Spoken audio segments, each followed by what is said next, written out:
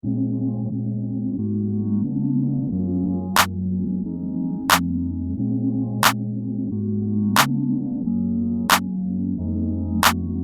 nós temos estudado ao longo desses últimos domingos as doutrinas da graça e hoje nós chegamos ao ponto que é o ponto final dessa doutrina que é muito vasta, né?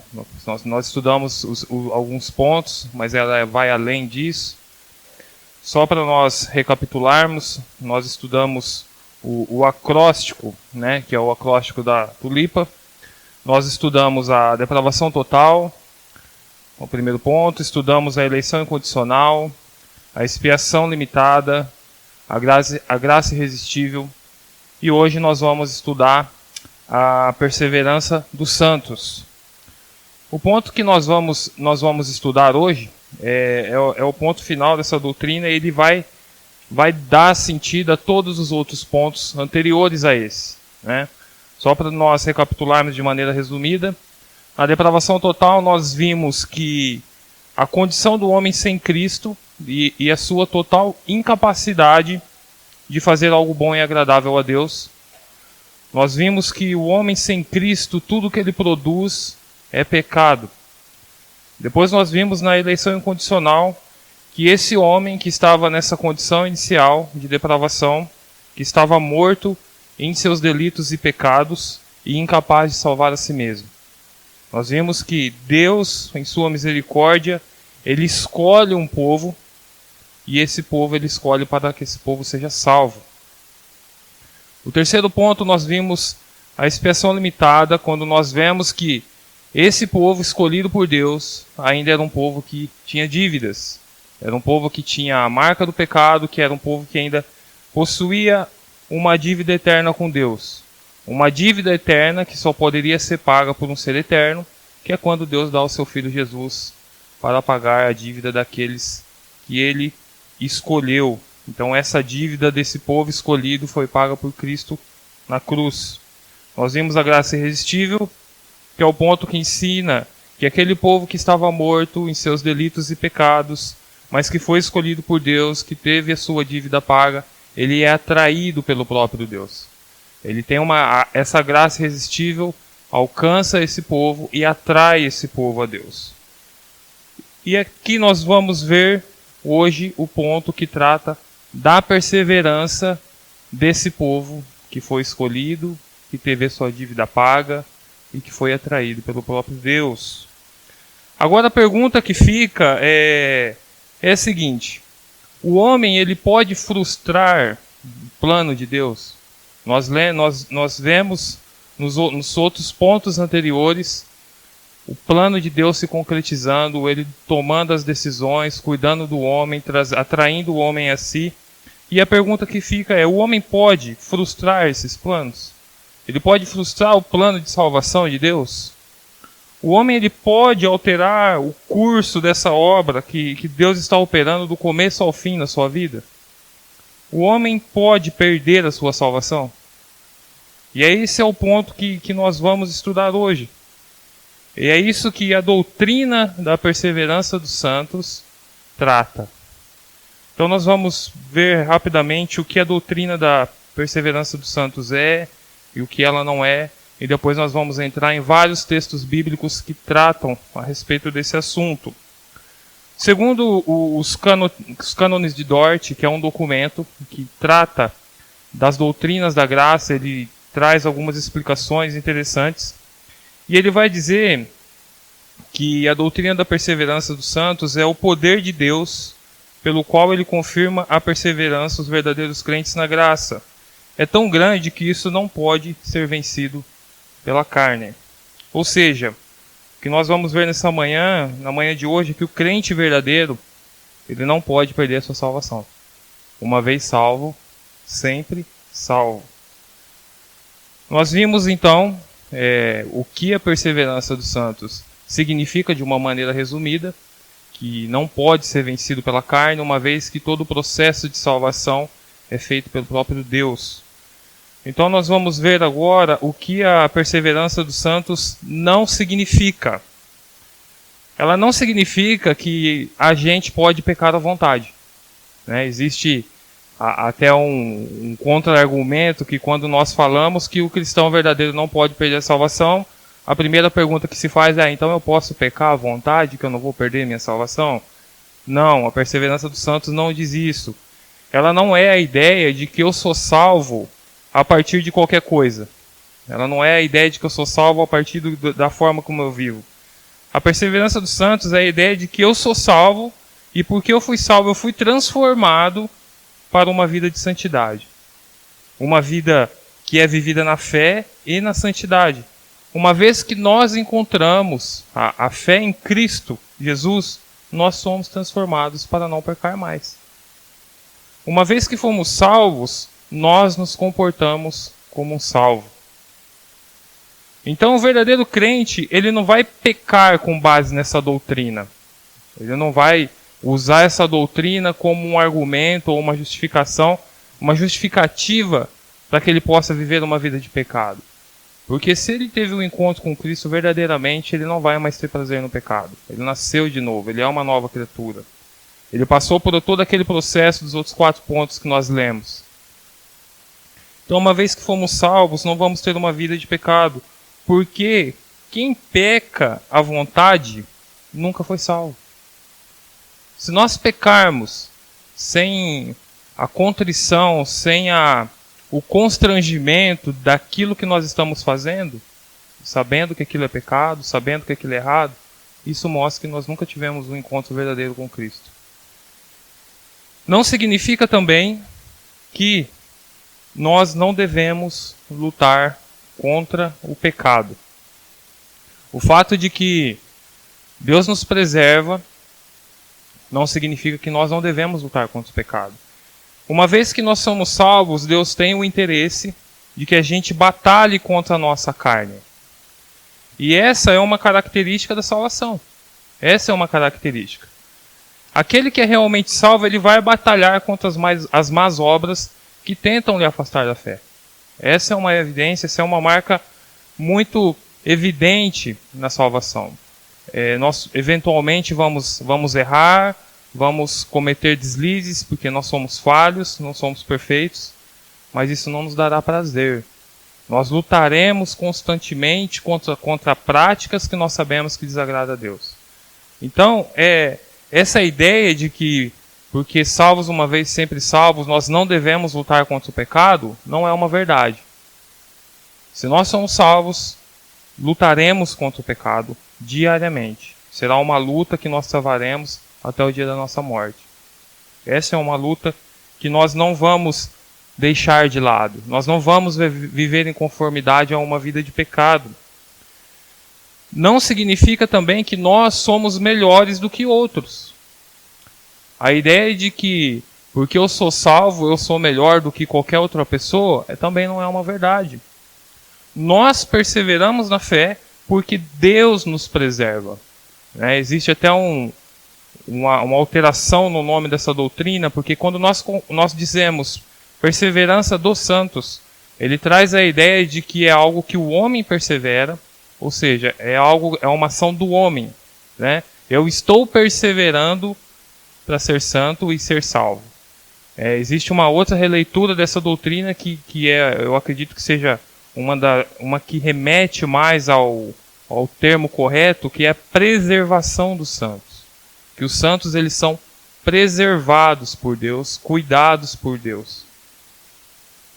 Aí a pergunta que fica: toda essa doutrina é ideia da nossa cabeça? É algo que alguém colocou em um documento e nós tomamos como verdade e só? Não, de maneira nenhuma. Nós vamos ver que as Escrituras, ela fala constantemente sobre o crente ser preservado. Sobre a ideia de que uma vez que nós fomos salvos, nós somos eternamente salvos. Então nós vamos ler diversos textos bíblicos, Gostaria que os irmãos tivessem um pouco de paciência, prestassem atenção nos textos que serão lidos e tratados aqui, porque são textos que vão tratar desses assuntos. Então nós não vamos ficar somente na teoria, somente no que o homem escreveu, mas nós vamos ver esse assunto dentro da própria Escritura. Jeremias 31:3 diz o seguinte: Há muito que o Senhor me apareceu dizendo: porquanto com amor eterno te amei, por isso com benignidade te atraí. Deus nos ama com um amor que é eterno. Esse amor eterno tem como fruto a atração do próprio Deus de nós a Ele. Se esse amor que nos atrai a Ele é eterno, ou seja, não tem fim, se esse amor é eterno, e aquele ele não está falando do amor geral, do amor que ele tem pela criação. Aqui ele está falando pelo amor que ele tem, do amor que ele tem para os seus filhos, do amor de pai para filho. É esse amor que ele está falando aqui. Como é que esse amor eterno pode se transformar em uma salvação que não é eterna? Como? Jeremias 32, 40. E farei com eles uma aliança eterna, de não me desviar e fazer-lhes o bem, E porei o meu temor nos seus corações, para que nunca se apartem de mim. Deus prometeu colocar o seu temor no coração do seu povo, para que o seu povo nunca se aparte dele. Como é que um crente pode perder a salvação que Deus colocou em nós? Como que nós podemos perder? Não fomos nós que conquistamos. Deus colocou em nós um temor por objetivo com que nós não nos apartemos dele. Ele colocou esse amor em nós. Não é nós vamos ver que esse temor que é recebido não é um temor conquistado. É Deus que nos deu. Dizer que o crente pode perder a salvação é como se nós estivéssemos dizendo que Deus não está cumprindo aquilo que Ele diria que ia fazer. Deus falha naquilo que Ele diz? Não. Ezequiel 11, 19, 20. Eu lhes darei um só coração e um espírito novo porei dentro deles. E tirarei de sua carne o coração de pedra e lhes darei um coração de carne, para que andem nos meus estatutos e guardem os meus juízos, e os cumpram, e eles me serão por povo, e eu lhes serei por Deus. Deus está dizendo em Ezequiel que Ele vai dar um só coração, que Ele vai dar um espírito novo, que Ele vai tirar o coração de pedra e dar um coração de carne, com o objetivo de que andeis os meus estatutos, guardem os meus juízos e os cumpram.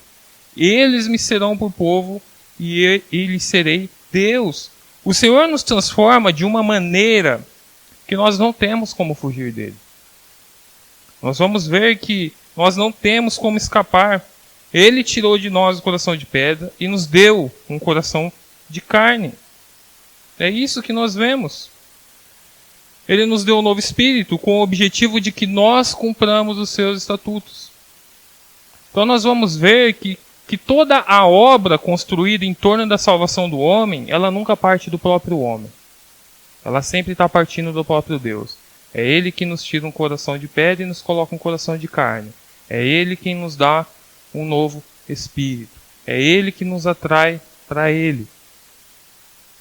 Então nós vamos ver que essa transformação que Deus faz no homem é um fruto evidente da sua salvação em nossas vidas. Como é que alguém pode fugir da salvação, uma vez que ela nos encontra e nos transforma de uma maneira tão profunda, no sentido de trocar o nosso coração, de nos dar um novo espírito? Como que nós podemos fugir disso? Isso significa, irmãos, que alguém que abandona Deus nunca teve um encontro verdadeiro com Deus. Essa é a verdade.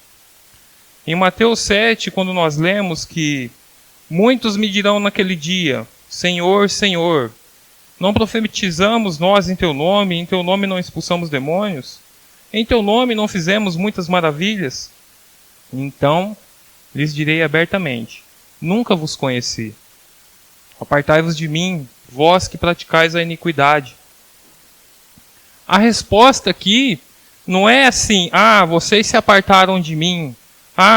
Eu os conhecia, mas vocês se desviaram, vocês seguiram por outro caminho. A resposta de Deus é: nunca vos conheci.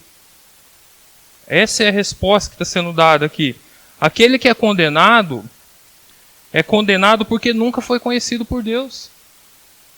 Essa é a verdade. Não é porque tinha um conhecimento de Deus e depois abandonou esse conhecimento. Não era porque teve uma vida de crente, esteve na igreja durante algum tempo e depois deixou de ter. Ele nunca foi conhecido de Deus. É isso que o texto nos diz. Então alguém que é condenado é alguém que nunca encontrou a salvação de verdade. Não é alguém que foi uma vez salvo e deixou de ser salvo. Se a salvação, como nós temos visto aqui todos esses domingos, é uma obra do início ao fim do próprio Deus, como que o homem perderia? Deus estaria fracassando se nós olharmos por esse lado. E aí nós vamos ver que aí vai surgir a pergunta, tá bom, mas existem irmãos na fé que podem tropeçar e passar um tempo fora da igreja? É possível.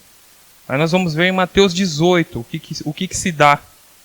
O que vos parece? Se algum homem tiver 100 ovelhas e uma delas se desgarrar, não irá pelos montes, deixando as 99 em busca da que se desgarrou? E se porventura achá-la, em verdade vos digo que maior prazer tem por aquela do que pelas 99 que não se desgarraram. Assim também não é vontade do vosso Pai que estás nos céus, que uns desses pequeninos se percam. Se um crente se perde por algum momento, Deus vai buscá-lo. Deus vai ao encontro. Esse crente ele não tem a missão de por si só, sozinho, encontrar Deus. Deus vai ao encontro desse crente. Então é possível que nós tenhamos pessoas que em algum momento eu vi um teólogo dizendo de confusão mental até, de se distanciar da presença de Deus. Mas se ele for um salvo verdadeiro, Deus vai buscá-lo. Assim como nós lemos aqui na parábola da ovelha perdida. Então nós vamos ver que quando Deus vai ao encontro desse crente, o texto fala de uma alegria ao encontrá-lo, há uma alegria a trazê-lo de volta. E nós vamos ver também que a atitude é do pastor de buscar a ovelha. Nós não vamos ver que a ovelha encontrou o caminho de volta sozinha. O pastor foi ao seu encontro. No caso aqui, o próprio Deus. E nós vamos ver que essa questão de preservar o crente na sua salvação, nós vamos ver o próprio Jesus orando por nós, orando para que nós continuemos na fé. Em Lucas capítulo 22, no verso 32. Mas eu roguei por ti, para que tua fé não desfaleça. E tu, quando te converteres, confirma teus irmãos. Jesus orou por Pedro, para que a fé de Pedro continuasse firme. Será que o Pai negará a oração de Jesus? Quando nós vemos que Jesus intercede por nós, será que essa intercessão de Jesus ao nosso favor pode falhar? Será que o Pai vai negar uma intercessão do próprio Filho? E nós vamos ver que Jesus jamais oraria por aquilo que Deus não pode operar no coração de alguém. Então Jesus orando para que Deus preservasse a fé de Pedro, é porque Deus irá preservar a fé de Pedro. Jesus não está orando assim, vou orar, quem sabe meu Pai me atende. Não. Jesus ora porque ele sabe que o Pai irá atendê-lo. E quando nós falamos dessa doutrina da perseverança dos santos ou da preservação dos santos, nenhum outro livro da Bíblia, o Evangelho de João, é um dos que mais falam sobre isso. João 3,36. Aquele que crê no Filho tem a vida eterna, mas aquele que não crê no Filho não verá a vida, mas a ira de Deus permanece sobre ele. Quem crê no Filho tem uma vida eterna. Uma vez que nós cremos nele, nós já vamos receber uma vida que se manifesta eterna. Não é uma possibilidade aqui. Nós vemos que ele fala que já tem a vida eterna. Não fala que vai ter, nós já temos. Em João 5,24, na verdade vos digo que quem ouve minha palavra e crê naquele que me enviou tem a vida eterna, e não entrará em condenação, mas passou da morte para a vida. Nós já passamos da morte para a vida. Se nós já passamos do estado da morte para a vida porque creu, como nós vamos poder voltar ao estado de morte? Como? Isso não acontece porque quando nós conhecemos Jesus e nós provamos dele, nós bebemos dele, nós não voltamos a sentir fome, não voltamos a sentir sede do mundo. E isso é o que diz lá em João 6,35. E Jesus lhe disse: eu sou o pão da vida, aquele que vem a mim não terá fome, e quem crê em mim nunca terá sede. Nós nunca mais teremos fome nem sede outra vez. Nós não voltaremos ao estado anterior. É Jesus que está dizendo isso aqui. Se nós tivermos um encontro com Cristo, nós não voltaremos a ter fome, não voltaremos a ter sede. Como que nós vamos ter um encontro com Cristo e voltar a ter sede e ter fome das coisas que tínhamos? Estaria falhando essa obra? Essa palavra que o próprio Jesus disse é uma palavra que é falha? Não, e o texto continua. Em João aí vai do 36 ao 39. Mas já vos disse que também vós me vistes, e contudo não credes. Todo o que o Pai me dá virá a mim, e o que vem a mim de maneira nenhuma lançarei fora. Porque eu desci do céu não para fazer a minha vontade, mas a vontade daquele que me enviou. E a vontade do Pai que me enviou é esta: que nenhum de todos aqueles que me deu se perca, mas que eu ressuscite no último dia. Deus não vai lançar fora nenhum que foi dado a Cristo. Ele veio para cumprir a vontade do Pai, e a vontade do Pai é para que nenhum se perca.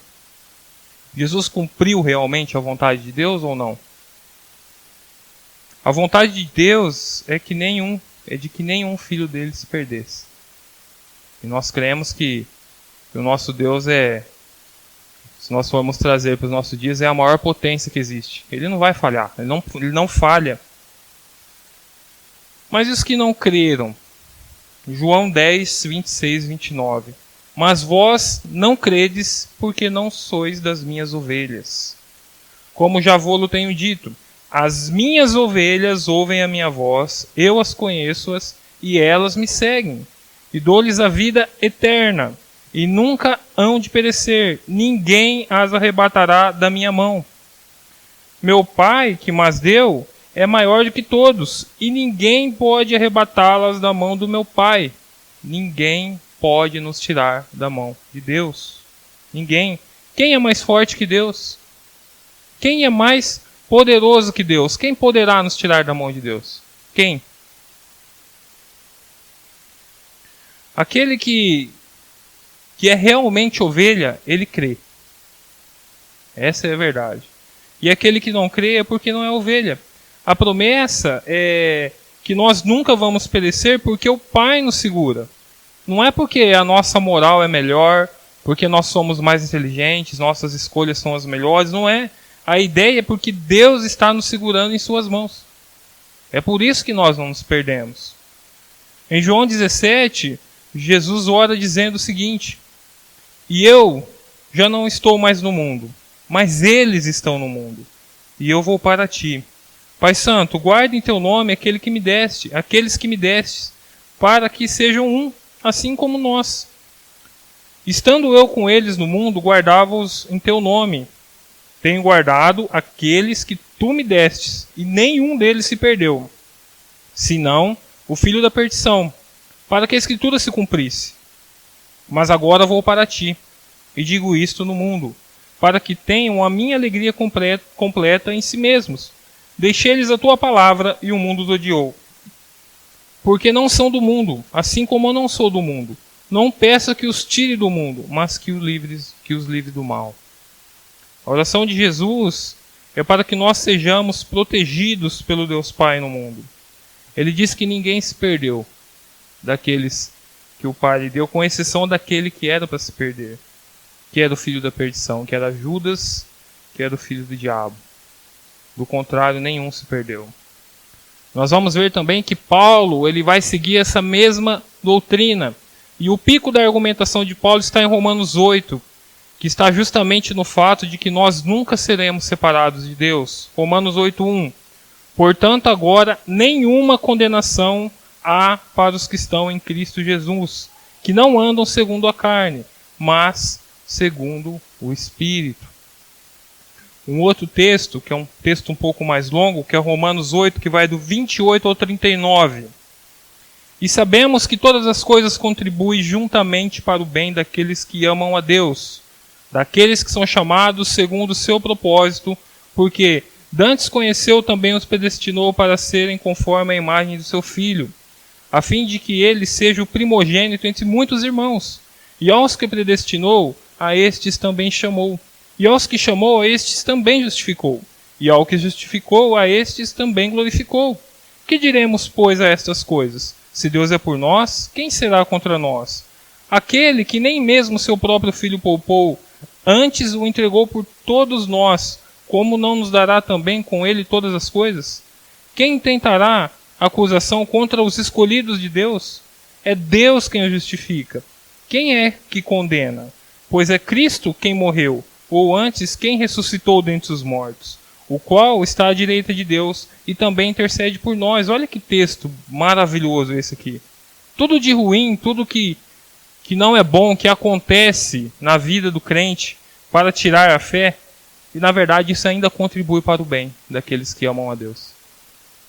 Todas as coisas contribuem para o bem daqueles que amam a Deus. A gente costuma ouvir que tudo vai dar certo, esse texto quer dizer, não quer dizer isso. Esse texto quer dizer que quer sejam coisas boas, quer sejam coisas ruins, quer sejam situações difíceis, todas essas coisas vão contribuir para o bem daqueles que amam a Deus. É isso que esse texto está dizendo. E nós somos escolhidos para sermos mais parecidos com Jesus. A salvação é um ato completo que tem início, meio e fim. Nós não conseguimos sair no meio do caminho. Por isso que ele continua o texto dizendo: quem nos separará do amor de Cristo? A tribulação, a angústia, a perseguição, ou a fome, ou a nudez, ou o perigo, ou a espada? Como está escrito: por amor de ti fomos entregues à morte todo dia. Somos reputados como ovelhas para o matadouro.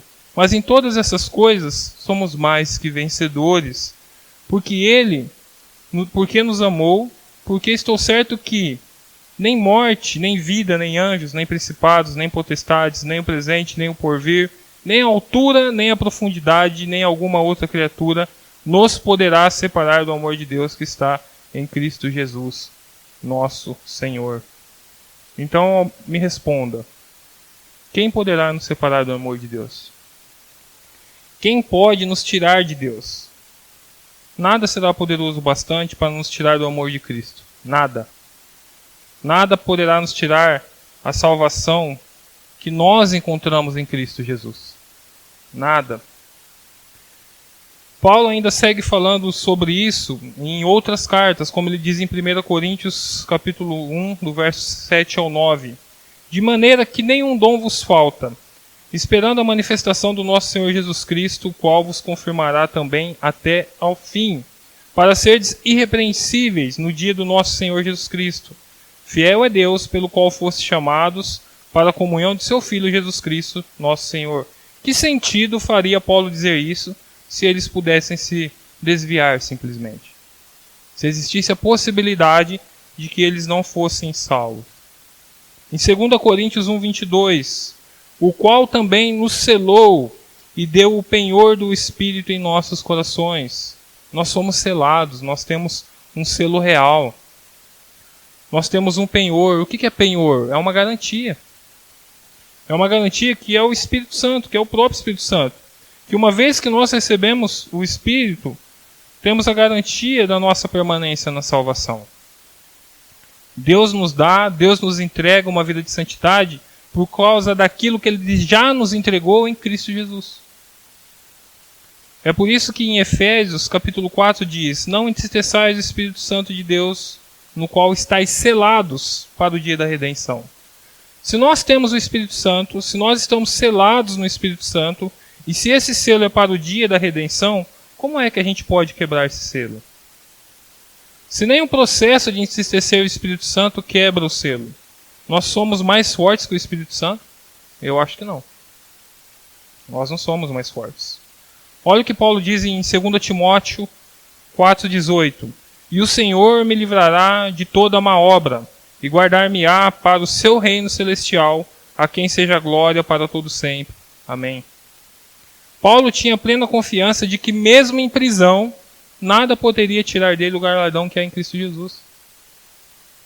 Hebreus também fala sobre a intercessão, Hebreus 7:25. Portanto, pode também salvar perfeitamente aos que por ele se achegam a Deus, vivendo sempre para interceder por ele. Jesus está intercedendo e vive sempre a interceder por nós. E a sua redenção é eterna, como diz no capítulo 9 de Hebreus. 9:12.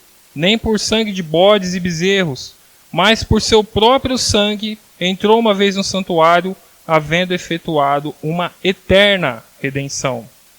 A redenção que nós encontramos em Cristo é uma redenção eterna.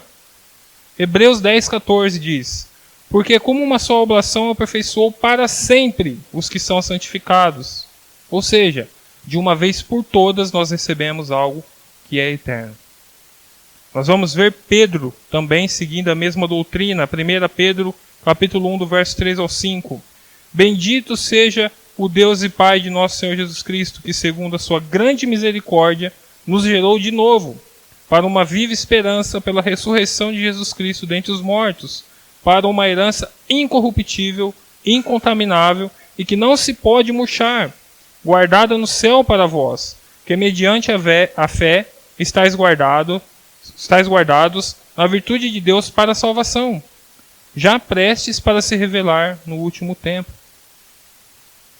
E aí a gente vai entrar novamente naquela questão, e os que saem irão? E os que saem? No capítulo 2 de 1 João nós temos essa resposta. 1 João capítulo 2, verso 19. Saíram de nós, mas não eram de nós. Porque se fossem de nós, ficariam conosco. Mas isto é para que se manifestasse que não são todos de nós. Aqueles que saíram da fé, aqueles que abandonaram o caminho de Cristo, abandonaram porque nunca foram verdadeiramente dos nossos. Se eles fossem dos nossos, teriam permanecido. Aquele que é salvo verdadeiramente permanece.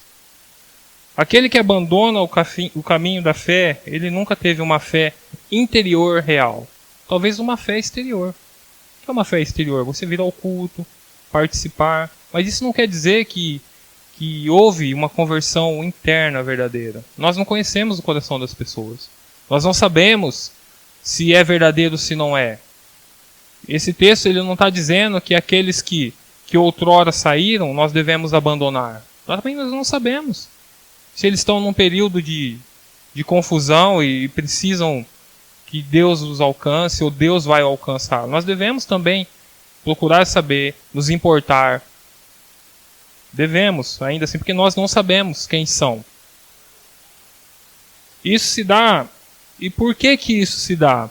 Por que alguns não abraçam a fé verdadeira? Porque quando nós temos um encontro real com Cristo, isso vai acontecer uma mudança de natureza em nós. Lembra o nosso primeiro ponto? A depravação total, quando nós vimos aqui a condição do homem sem Cristo. Quando nós temos um encontro com Cristo, essa natureza ela muda, ela se transforma. Ela faz com que nós sejamos uma nova pessoa. Olha o que diz em 1 João 3,9. Qualquer que é nascido de Deus não comete pecado, porque a sua mente permanece nele, e não pode pecar, porque a semente permanece dele, e não pode pecar, porque é nascido de Deus.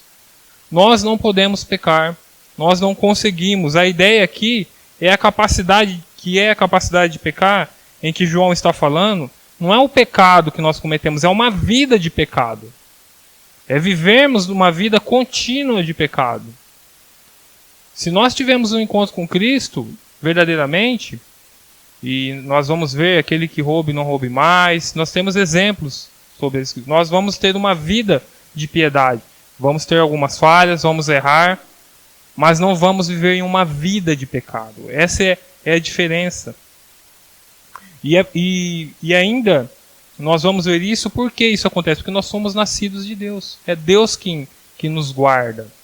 E nós não poderíamos terminar essa série e terminar essa doutrina sem citar Judas capítulo 1, 24, 25, que diz: Ora, aquele que é poderoso para vos guardar de tropeçar e apresentar-vos irrepreensíveis com alegria perante a sua glória. Ao único Deus sábio, Salvador nosso, seja glória e majestade, domínio, poder, agora e para todo sempre. Amém. Ele é poderoso para nos guardar de tropeçar. Nós não tropeçamos não é porque nós somos bons, é porque Ele nos guarda. Percebe como faz a preservação dos santos, essa segurança que nós temos não depende das nossas habilidades. O texto diz que é Ele que nos guarda, que é Ele que nos preserva, que é Ele quem cuida de nós. Ele é poderoso para nos guardar. Tudo bem, aqui nós vemos então, lemos diversos textos bíblicos que tratam desse assunto, e nós vamos perceber que essa obra da salvação é uma obra de Deus. É Ele quem muda o nosso coração, é Ele que tira o nosso coração de pedra e coloca o coração de carne, é Ele quem nos dá um espírito novo, é Ele que nos impede de tropeçar, é Ele que nos guarda. Então nós vamos ver que se nós dissermos que a salvação é algo que nós que somos, uma vez salvos, podemos perder, é como se nós disséssemos que todos esses textos que nós lemos, todas essas declarações que nós lemos, fossem inverdades. Ou se nós disséssemos que os propósitos de Deus podem ser frustrados. Ou se nós disséssemos que tudo aquilo que Deus prometeu não é uma verdade. Se nós dissermos que nós podemos perder a salvação que nós não conquistamos, mas que Deus nos deu, é como se nós disséssemos também que, já que eu posso perder a salvação pelo meu caráter, pela minha moral, pelas atitudes que eu tenho, eu também poderia ganhar a salvação fazendo uma boa obra, sendo uma boa pessoa. Isso anularia o sacrifício de Cristo. Então, se nós entendemos dessa forma que o homem pode perder a sua salvação por conta da sua capacidade de ser ou não ser, nós estamos anulando Cristo. Porque se Cristo foi crucificado na cruz para remissão dos pecados do seu povo, e ele disse que está consumado, se nós dissermos que nós podemos alterar todo esse ato, nós estamos dizendo que Cristo falhou? Tudo bem. Então nós vemos aqui diversos textos que dizem a respeito da preservação e da perseverança dos santos. Mas e os textos que são contrários? E os textos que parecem dizer outra coisa em relação a isso? Como que nós lidamos com eles? Alguns argumentam que alguns textos eles trazem condicionais para a salvação. Se, mas, tem algumas pessoas que vão argumentar isso. A ideia é que você só vai ser salvo, se você só vai permanecer salvo se você guardar sua coroa, se você lutar. Mas isso, de certa forma, é projetar sobre o texto algo que o texto não está dizendo. Nós precisamos ter um cuidado. E o modo pelo qual Deus nos preserva no caminho da fé é nos convidando e nos alertando a respeito da necessidade de lutar pela fé. Não é porque Deus nos salvou que nós não vamos mais lutar pela fé, que nós não vamos mais lutar contra o pecado. Não é isso. Por exemplo, vamos pensar o seguinte, você tem uma viagem para fazer. Aí alguém vai lá e te dá um trajeto com uma estrada duplicada, 5 faixas, asfalto perfeito, com posto policial, com posto de combustível a cada 15 quilômetros, com posto de apoio, com todas as possibilidades, sem pedágio. Uma estrada perfeita para você sair de um lugar e chegar ao seu destino. Uma estrada reta. Você não vai pegar serra, não vai pegar curva, não vai pegar nada. Certo? Isso isenta você de ver os seus pneus, de ver se o nível do óleo está bom, de ver se a documentação do carro está ok? Não. Então percebe como assim? Não é porque Deus nos garante um caminho seguro que vai nos levar ao nosso destino que nós não temos que de certa forma, cuidar da nossa vida durante esse percurso. Que nós não devemos guardar a nossa fé, que nós não devemos buscar a esse Deus que nos salvou. Então essas condicionais, elas são gatilhos que lembram o crente de que ele é um salvo. Não são gatilhos que vão fazer com que o crente permaneça salvo. São gatilhos que vão dizer assim, olha, se você é salvo, você vai lutar pela fé. Se você é salvo, você vai lutar contra o pecado. Se você é salvo, você vai guardar os mandamentos de Deus. É isso que esses textos dizem. Nós não podemos pegar os textos e projetar algo sobre ele. Nós permanecemos na fé porque Deus nos alerta os perigos de abandonar a fé. É isso que nós vamos ver. Por isso que a gente ora, lê a Bíblia, congrega na igreja. Essas condicionais não são condicionais que vão nos dar o direito à salvação. São condicionais que nos manterão firmes na nossa salvação. São coisas diferentes. Se nós somos salvos, nós vamos viver uma vida assim. Outro texto que é muito usado é Mateus 24:13. Mas aquele que perseverar até o fim, esse será salvo.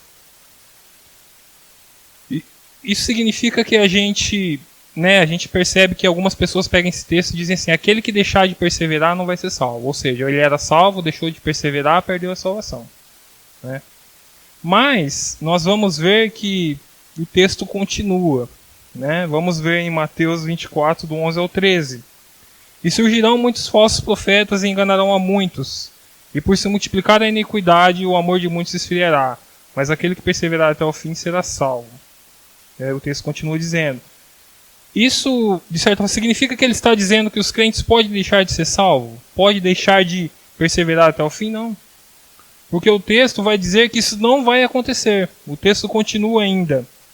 Porque haverá então grande aflição, como nunca houve desde o princípio do mundo até agora, nem tampouco há de haver. E se aqueles dias não fossem abreviados, nenhuma carne se salvaria. Mas por causa dos escolhidos serão abreviados aqueles dias. Por causa dos eleitos de Deus, Deus diminui o sofrimento da tribulação justamente para que eles sejam salvos e escapem da condenação. Olha isso.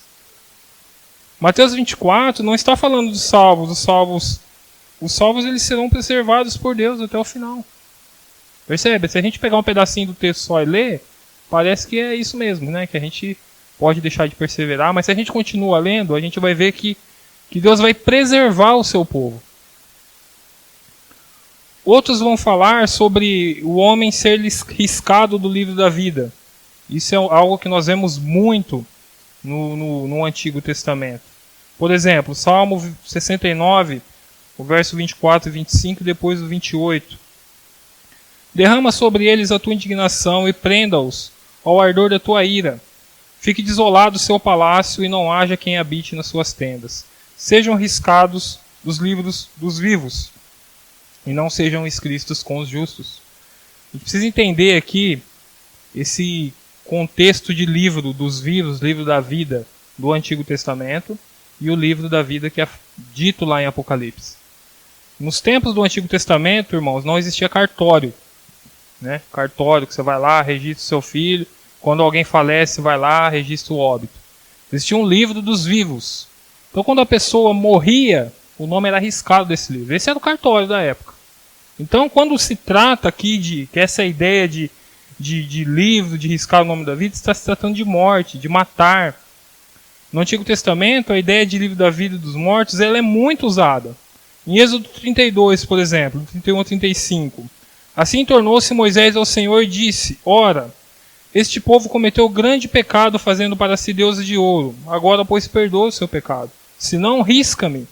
Peço-te, te dou do teu livro que tens escrito. Então disse o Senhor a Moisés: Aquele que pecar contra mim, a este riscarei do meu livro. Vais, pois agora, conduz este povo para onde eu tenho te dito. Eis que o meu anjo irá diante de ti, porém no dia da minha visitação visitarei neles o seu pecado. Assim feriu o Senhor por ter sido feito o bezerro que Arão tinha formado. Riscar estava atrelado a punir, e a punição de Deus foi matar o povo. É isso que nós vamos ver. Riscar dos livros dos vivos. Por isso que lá em no Salmo 69, do verso 24, 25 e 28, diz isso. Ser riscado do livro da vida se refere a morrer aqui no Antigo Testamento. É isso que nós vamos ver. Ser riscado do livro dos vivos. Então a gente não pode olhar para o livro da vida do Antigo Testamento e olhar da mesma forma para esse livro que é citado lá em Apocalipse. Vamos ver, por exemplo, em Apocalipse 3, o que diz: O que vencer será vestido de vestes brancas, e de maneira nenhuma arriscarei o seu nome do livro da vida, e confessarei o seu nome diante do meu Pai e diante dos seus anjos. Aqui ele está falando dos salvos. Em Apocalipse 13 diz: E adorarão-na, todos os que habitam sobre a terra, esses cujos nomes não estão escritos no livro da vida do Cordeiro que foi morto desde a fundação do mundo. Aqueles que foram salvos porque seus nomes não foram riscados. Aqueles que foram condenados foram porque o nome não estava escrito. Não é porque foi riscado. Em momento nenhum a gente vai ver dizer isso. E o mesmo vai dizer em Apocalipse 17. A besta que viste e já não é, e há de subir do abismo, e irá à perdição, e os que habitam na terra, cujos nomes não estão escritos no livro da vida, desde a fundação do mundo, se admirarão, vendo a besta que era e já não é e ainda é. Ou seja, ele não está falando aqui que aqueles que um dia tiveram um nome escrito na vida e foram riscados. Não, ele está falando que nunca foram escritos, desde a fundação do mundo. Nunca tiveram seus nomes escritos no livro da vida, em Apocalipse. Percebe a diferença? Em momento algum ele fala aqui, aqueles que deixaram de ter o seu nome escrito. Né? Então a ideia de ter o nome riscado no livro da vida, ele não se sustenta com uma visão bíblica desse termo, que nós vemos em Apocalipse e que nós vemos no Antigo Testamento. Senão estaria dito assim, aqueles que tiveram seus nomes escritos e um dia eu fui lá e risquei. Aqueles que outrora estiveram com os nomes escritos na vida, porém foram apagados. Não, ele está dizendo aqueles que nunca tiveram o nome escrito desde a fundação do mundo. E ainda nós vamos ver alguns argumentando a respeito do crente cair da graça, como Paulo diz em Gálatas, capítulo 5, do verso 2.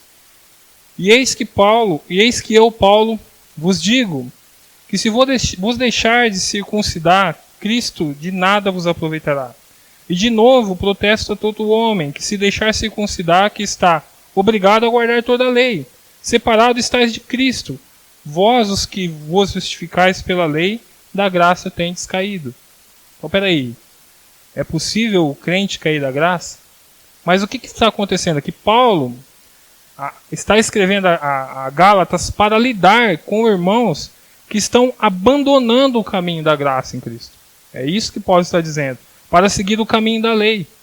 Quando Paulo fala que eles caíram da graça, Paulo está falando de irmãos que estão abandonando a ideia da salvação pela graça pela salvação pela lei. Ou seja, eles estão abandonando a graça de Cristo, a ideia de que eles foram salvos pela graça e não pelo cumprimento da lei, para voltar pela lei. Eles estão negando a graça de Cristo.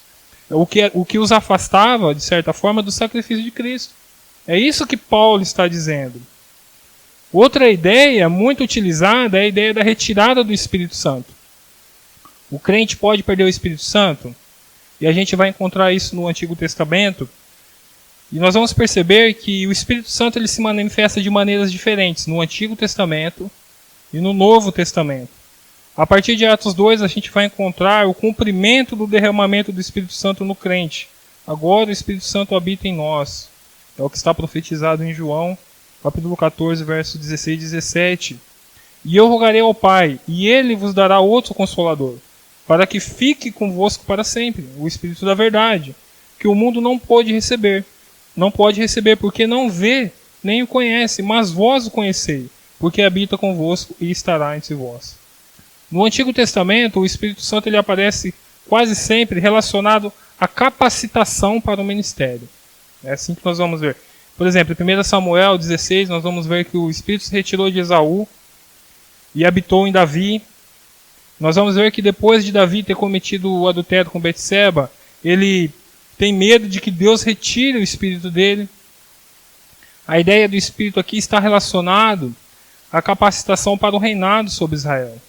Por exemplo, em Êxodo 31, nós vamos ver que ele vem até o homem para que ele seja capacitado em fazer obras de arte para o templo. Êxodo 31 diz: e o enchi do Espírito de Deus, de sabedoria, de entendimento, de ciência, em todo o lavor, para elaborar projetos e trabalhar em ouro, em prata e em cobre, em lapidar pedras e engastar, e em talhar madeiras para trabalhar em todo o labor. Nós vamos ver que o Espírito Santo no Antigo Testamento ele capacita. Ele não fica lá, que nem hoje nós vemos após Atos 2, o cumprimento da profecia de Jesus, que ele habitaria em nós, que ele tabercularia em nós, né? Fala. Vamos ver um exemplo de Sansão, por exemplo, em Juízes 14:16. Então o Espírito do Senhor se apossou dele tão poderosamente que despedaçou o leão como quem despedaça um cabrito, sem ter nada em sua mão, porém nem seu pai nem sua mãe deu a saber o que tinha feito. Nós vamos ver que o Espírito Santo se apossou de Sansão e ele cometeu isso. Nós vamos ver depois em Juízes, ainda, em Sansão ainda, 16:28. Então Sansão clamou ao Senhor e disse: peço-lhe que também lembre-se de mim, e fortaleça-me agora, só esta vez, ó Deus, para que de uma vez me vingue dos filisteus pelos meus 2 olhos. Nós vamos ver Deus mais uma vez dando o Espírito a Sansão e nós sabemos o final da história. Então nós vamos ver, irmãos, que existem mais textos que apontam para uma preservação dos santos na salvação que foi conquistada por Cristo na cruz em favor do seu povo eleito, do que textos que vão dizer que o homem pode perder a salvação. Os textos que são muito usados geralmente, como nós vemos aqui, eles refletem de certa forma algo sobre o texto que o texto não diz. E respondendo à pergunta que eu fiz lá no começo, o homem pode alterar o plano de Deus, frustrar o plano de Deus, alterar essa ordem de salvação? A resposta está em Filipenses capítulo 1, verso 6. Tendo por certo isso mesmo, que aquele que em vós começou a boa obra a aperfeiçoará até o dia de Jesus Cristo. Amém? Então nós devemos ter segurança em Cristo. Segurança nessa obra redentora de Cristo em nosso favor, em nossa salvação. Nós devemos confiar e ser gratos a Deus por isso. Porque Ele é quem nos preserva. Porque se dependesse de nossas forças, irmãos, se fosse condicionado isso, se nós pudéssemos frustrar os planos de Deus, fatalmente nenhum de nós estaríamos com Cristo no grande dia. Amém? Vamos orar?